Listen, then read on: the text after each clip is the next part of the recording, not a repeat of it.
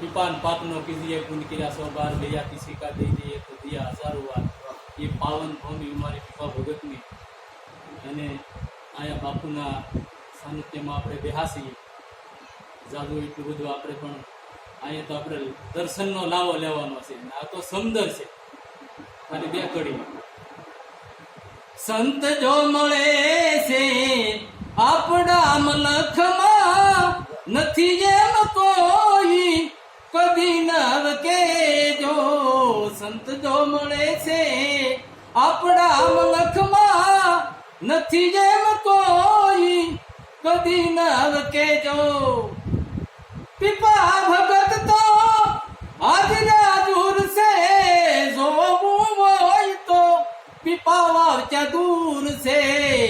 સંત શ્રી ગીગારામ સંત શ્રી રામદાસ નથી જેમ કોઈ